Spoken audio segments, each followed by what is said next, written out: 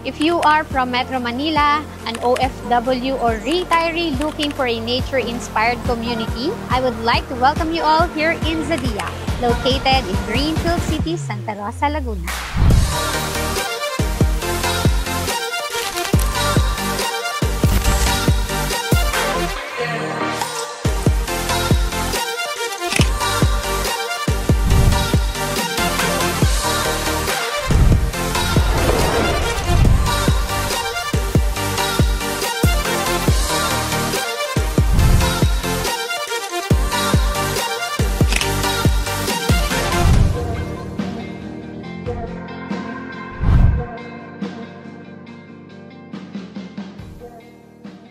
Rental business is actually one of the most in-demand businesses as of today. So, ang kagandahan, you have an option for a short-term and long-term rental business here in Zadia. And right now, we are here at the showroom of Greenfield City. So, aside from Zadia Condominium, of course, meron pa tayong other residential properties na ina-offer like Pramana, Solen, and our premium project which is Trava. So, nag-offer tayo dyan ng minimum of 550 square meter lot area. So, ito yung example ng ating model unit in Trava. So, if you want to visit and see yung actual unit natin, pwede tayong mag-schedule ng site viewing. Pero, ayan, ipapakita ko muna sa inyo yung ating development in Trava. So, from the main entrance, nandito yung ating clubhouse. As of the moment, ongoing pa rin yung construction niya. So, here naman, ito yung iba't ibang development in Greenfield City. Here is the Solen Residences, and sa area na to, nandiyan naman ang ating condominium project which is Zadia. So, right now, nandito tayo sa miniature ng ating Zadia model. So, here is the Tower 1. Meron tong 12 floors. And yung the rest ng ating buildings, yung Tower 2, 3, 4, and yung future development na Tower 5, magkakaroon sila ng 18 floors with 32 units each floor. So, as of the moment, meron na tayong existing residents sa Tower 1 and Tower 2 with few reopened units. Sa ating Tower 3, finishing na lang siya and mata-turn over na siya this 2025. And right now, meron tayong pre-selling this one. Wala pa naman tayong building pero sinisimulan na yung land development. So, the good thing is since reselling siya, you have an option for a stretch payment. So, hindi ka mahihirapan magbayad monthly. And again, future development yung ating Tower 5. So, as of the moment, yung ating additional amenities, the clubhouse with swimming pool. Yan, located siya dito sa center ng ating 4 buildings. And meron pa tayong other amenities. We have here the gazebo, basketball court, and tennis court.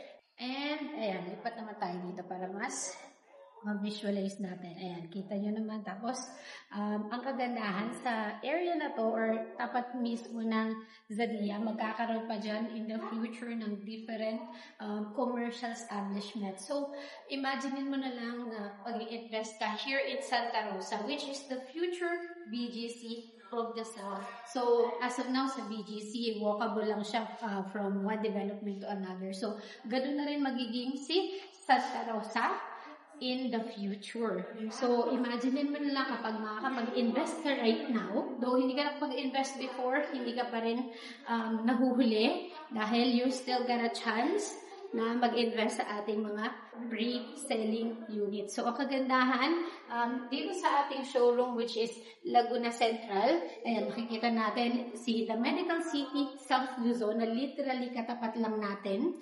So, again, yung area na yan is the Santa Rosa Business Park kung saan nag-offer tayo ng different commercial lot na perfect for big businesses or big companies. So, meron tayong mga available na 1,000 plus na square meter. So, right now naman,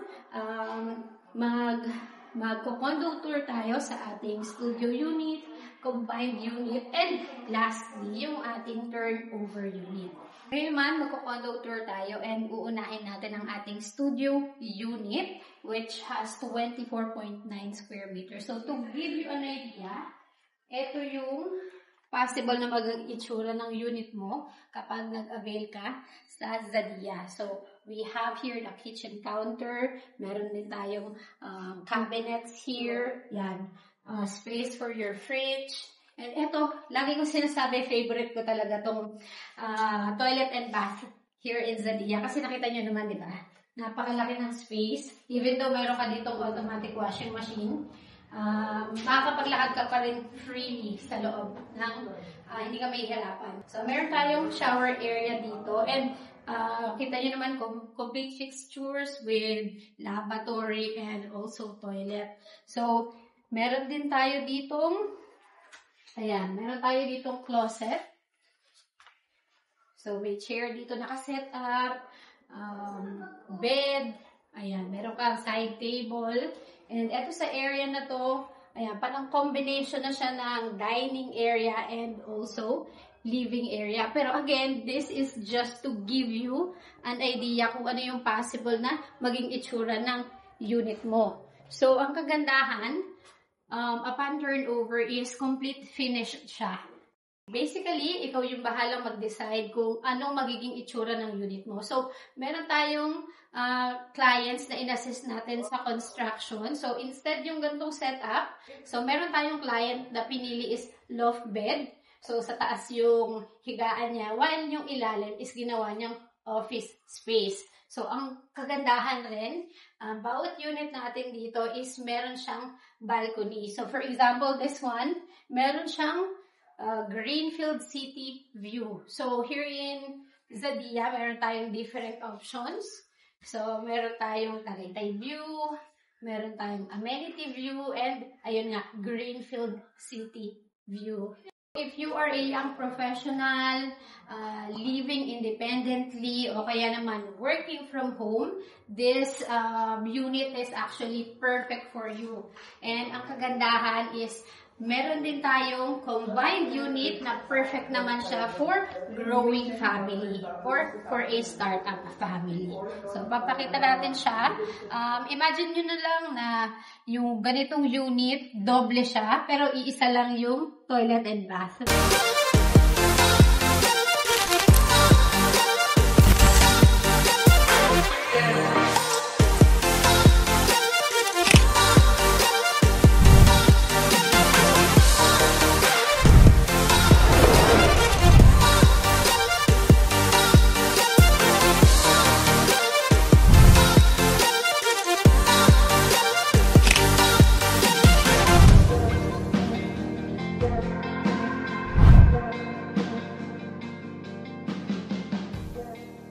Right now, nandito tayo sa ating dressed up model for the combined unit or the one bedroom unit with 48.9 square meters. So, upon entering, makikita nyo very spacious yung ating kitchen area. So, yung kanina yung studio unit natin, isang diretsyo lang siya. So, meron tayong kitchen counter, may sink, meron na tayong range hood, and also mga cabinets.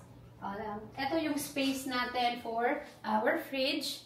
And dito naman is the dining area and the living area. So, it's up to you. This is actually just to give you an idea kung paano mo ma-maximize yung unit mo. But again, it's up to you kung paano mo siya i-design. If you want na maglagay dito ng bed and maglalagay ka lang dyan ng partition, then that's perfectly fine. So, meron ka ditong balcony. So, katulad ng na-mention ko kanina, each unit has a balcony. So, ang kagandahan, if mag-a-avail ka ng 2 units or sabihin natin, combined units or the one bedroom unit, mayroon kang 2 balconies. So, ayan, here is your living area. Ayan, naka-place yung TV. So, dito naka-pwesto yung TV mo. Pero, again, if you want, pwedeng pagkabukas mo ng main door, nandun na yung living area. So, it's totally up to you. Then, naman tayo sa ating toilet and bath. So, katulad nung kanina, same siya, very spacious. So, meron tayo ditong shower area, and syempre meron siyang glass panel. Pero upon turnover, wala siya. So, kayo na yung bahalang mag-provide if gusto niyo nung made out of glass or yung plastic na partition. So, meron tayo dito, mapapansin nyo, meron tayong automatic washing machine. So, again, very spacious pa rin, hindi mako-compromise yung space na meron ka dito sa toilet and bath. So, if you are an investor coming from the USA and baka worried ka na if kukuha ka ng unit for investment or unit na iti-turn mo into a rental property, baka walang mag-asikaso. So, the good thing is, we are a one-stop shop. So, everything na kailangan mo pagdating sa unit is we can provide. So, from purchasing a unit, nag-a-assist din tayo sa pag-ayos ng interior, yung mga fit-out design.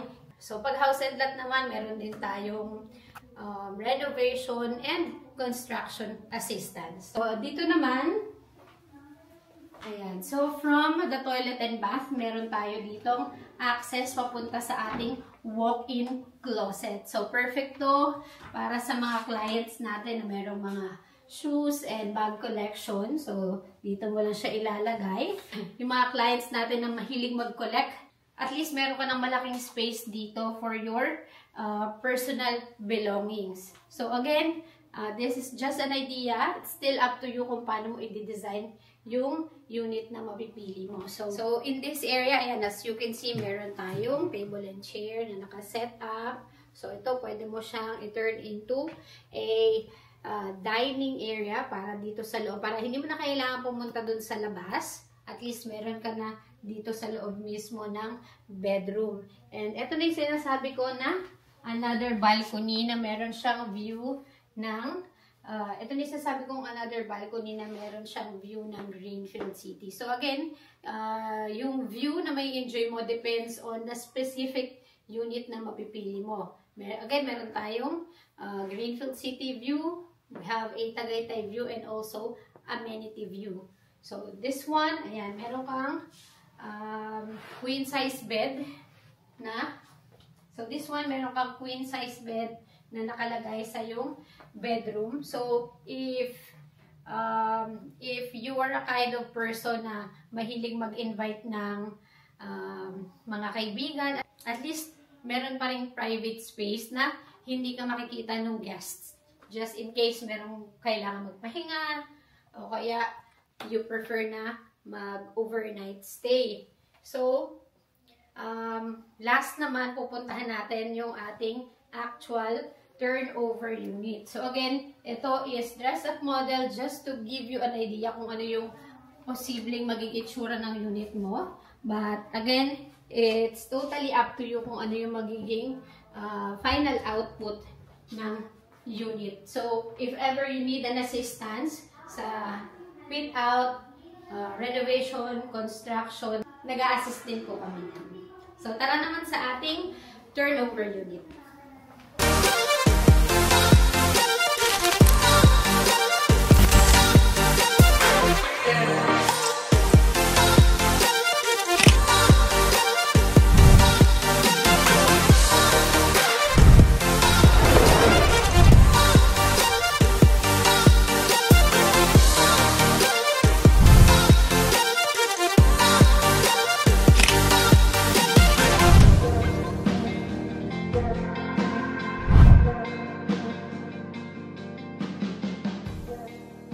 So, habang papunta tayo sa ating turnover unit, again, I just want to mention our unit or our project is very accessible sa mga 3 major exits, which are Eton Greenfield exit, Plasan exit, and also Santa Rosa exit. So, this is our turnover unit for a 24.9 square meter floor area.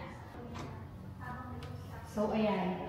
Upon entering, ayan, mapapansin nyo, complete finish na siya. So, okay na yung paint, yung wall paint, yung ating tiles. So, ang kagandahan, mayroon na tayong new design for tiles para sa ating investor sa Tower 4. So, kung napansin nyo sa dress-up model natin, iba yung tiles niya.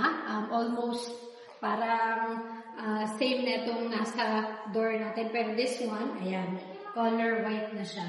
So, upon entering, ito yung marireceive mo kapag nag-invest ka here in Zadia. So, you have this kitchen counter with cabinet na rin siya. Meron tayong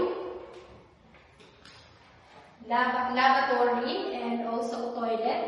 As you can see, same thing, very spacious talaga yung ating toilet and bath. And ayan. So here, ayan, kung mapapansin nyo, ayan, open layout na siya. Kayo na yung bahala mag-maximize sa space ng condo unit na mapipili nyo.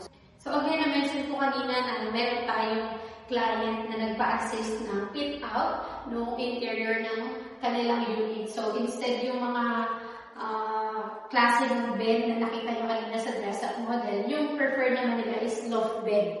Para syempre, mas ma-maximize pa yung space. So, ang kagandahan, pag pinili mo yung loft bed type, so again, meron ka ng bed, meron ka pang office space sa baba, and at the same time, if gusto mong mag-add ng couch, pwede siya.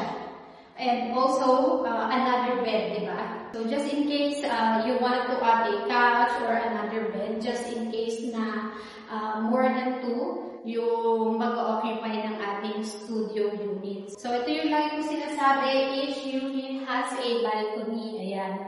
So, sa pricing natin, starts tayo at 4.6 million para sa ating mga pre-selling units. So, yung computation natin, if hindi mo pa napapanood, nandun siya sa ating previous video. And aside from pre-selling, meron din tayong mga reopened units here in Zadia. So, pag reopened units, yung 10% is payable up to 3 months down. Then, the rest ng 90% is pwede mo siyang i-loan through bank financing or pwede rin namang bayaran ng cash if you have enough fund.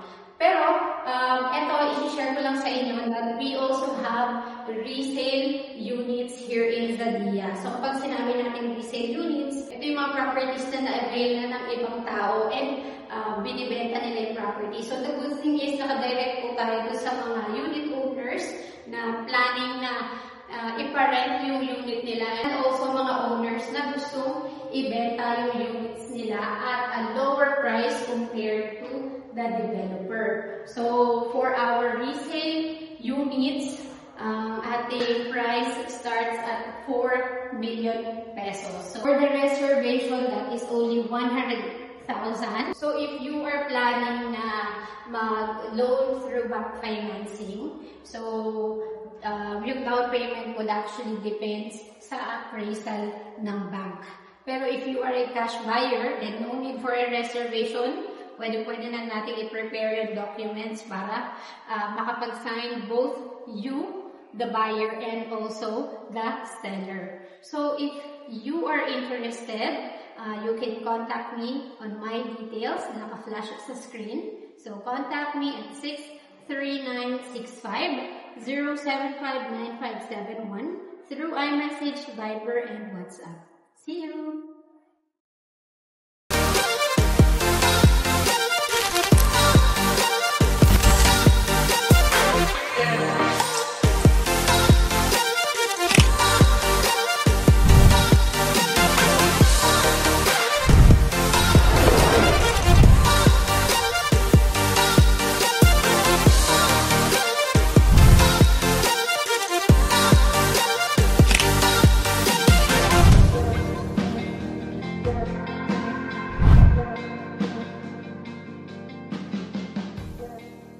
Hill. It's very accessible and just few minutes away from the major exits. So if you are an investor na naghahanap ng mga rental properties, nakita nyo naman kung gaano ka-ideal yung location natin. So it sounds cliche na kasi palagi nyo na siyang naririnig sa iba't ibang tao. And even on my previous videos na kapag mag-i-invest tayo ng property, we should always consider the location. Kasi bibigyan ko lang kayo ng scenario. So, for example, nakabili ka ng property worth 2 million for 80 to 100 square meters. So, as of today, napakasulit na niya kung 2 million mo lang siya mabibili sa ganun kalaki na property. Pero, ang catch is, hindi pa develop yung area. So, kumbaga, wala pang maayos na kalsada, malayo ka sa mga commercial establishments, malayo ka sa markets, malayo ka sa terminal, sa mga exit. So, imaginein mo kung gaano ka-hassle yun on your part.